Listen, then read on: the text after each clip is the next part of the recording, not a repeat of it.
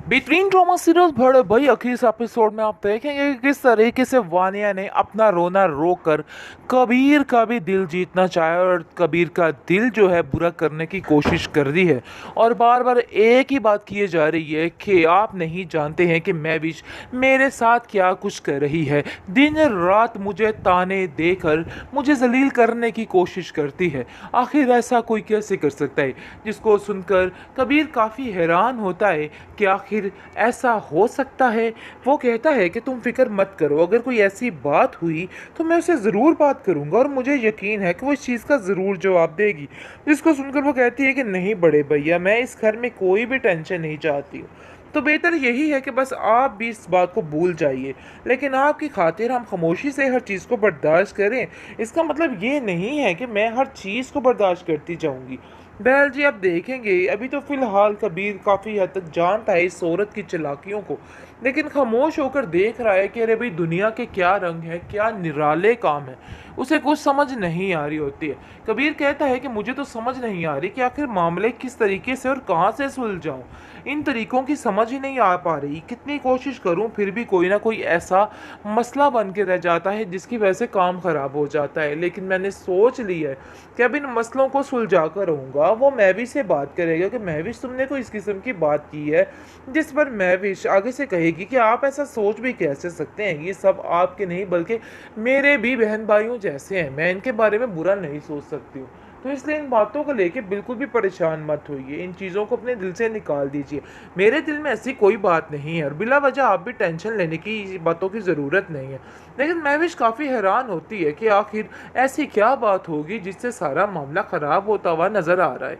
आखिर ऐसा कैसे हो सकता है, उसको बुरा भला कोई कैसे कह सकता है। लेकिन जी बात सामने और साफ है, ये वानिया जो है ना, ये कुछ भी करा सकती है। अब हाथ धो के पीछे पड़ चुकी है और वो कहती है महविश को कि देखना अब तुम्हारा मैं हश्र क्या करती हूँ, तुम्हारे साथ क्या करने वाली हूँ। इस चीज़ का शायद तुम्हें अभी खुद अंदाज़ा नहीं, लेकिन तुम्हें बहुत जल्द पता चल जाएगा कि तुम्हारे साथ अब क्या होने वाला है और क्या नहीं। कुछ नहीं, और उन लोगों को सिर्फ और तबाह और फना होता देखना चाहती है। असल में और कुछ भी वानिया का मकसद बाकी नहीं है। जिस जिसने अपने भाई का दिल तोड़ा वो कभी आगे नहीं बढ़ सकेगा, ये चीज़ का अंदाज अभी किसी को नहीं कॉल करती और कहती है कि मैं बिल्कुल अकेली पड़ चुकी हूँ, तुम मुझसे बात क्यों नहीं कर रही, तुम महविश के पीछे लग के कैसे अपनी बहन से रिश्ता तोड़ सकती हो। आगे से जोया कहती है कि पता नहीं क्यों आप लोग महविश को गलत समझते हैं, लेकिन ऐसा कुछ भी नहीं है। मैं आपको यकीन दिलाती हूँ कि वो आप लोगों की बहुत हमदर्द है, लेकिन जो कुछ आपने किया है बड़े भैया के साथ वो बिल्कुल भी काबिल कबूल नहीं है। महविश को गलत कहा और या फिर बड़े भैया को, उसका मेरे साथ कोई भी रिश्ता नाता नहीं है। बहरहाल जी, आप देखेंगे कि फरी बहुत उदास और परेशान रहने लग जाती है।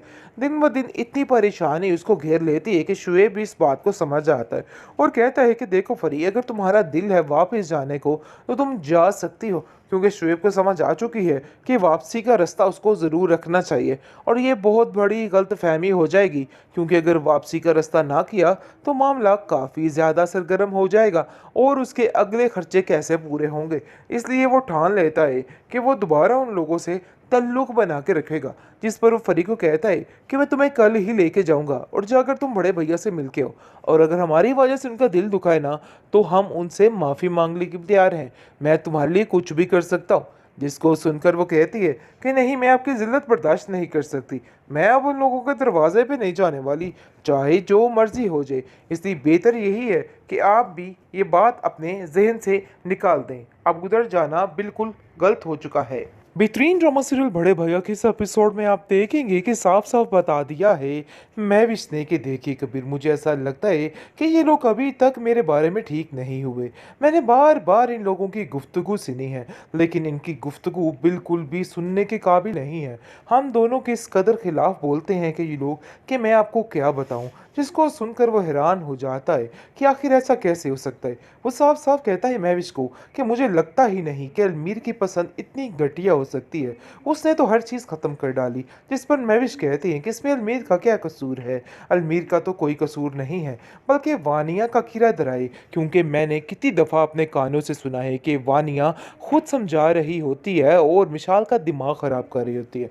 बल्कि अब तो छोड़ो, अब तो उसने अलमीर को भी नहीं बख्शा। अलमीर भी मेरे इतने शदीद खिलाफ हो चुका है कि बस आपको क्या बताऊं। जिसको सुनकर आप देखेंगे कि वो कहता है कि अलमीर कैसे तुम्हारे खिलाफ हो सकता है।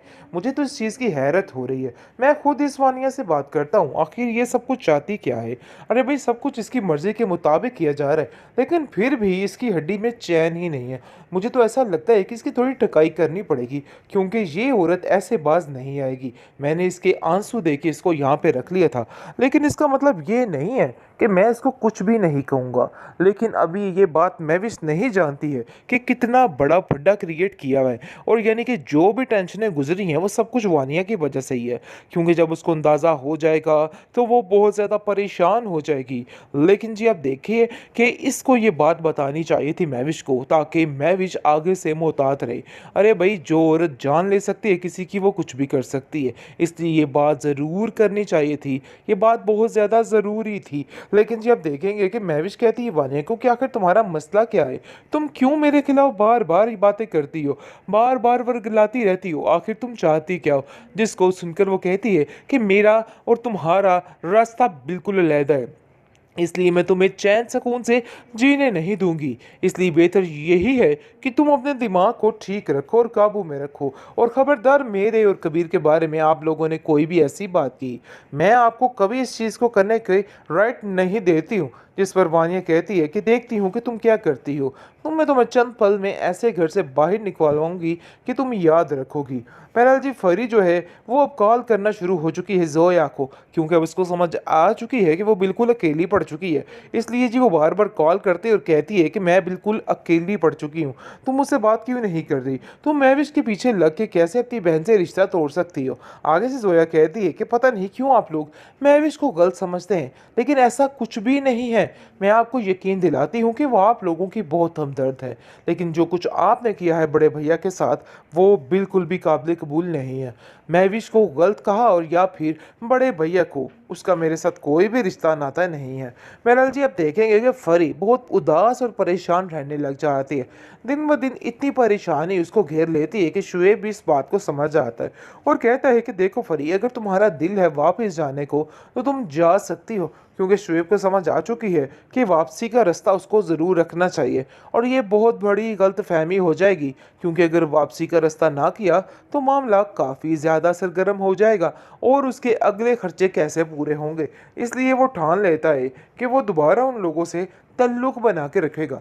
जिस पर वो फरी को कहता है कि मैं तुम्हें कल ही लेके जाऊंगा और जाकर तुम बड़े भैया से मिल के हो, और अगर हमारी वजह से उनका दिल दुखाए ना तो हम उनसे माफ़ी मांगने के लिए तैयार हैं।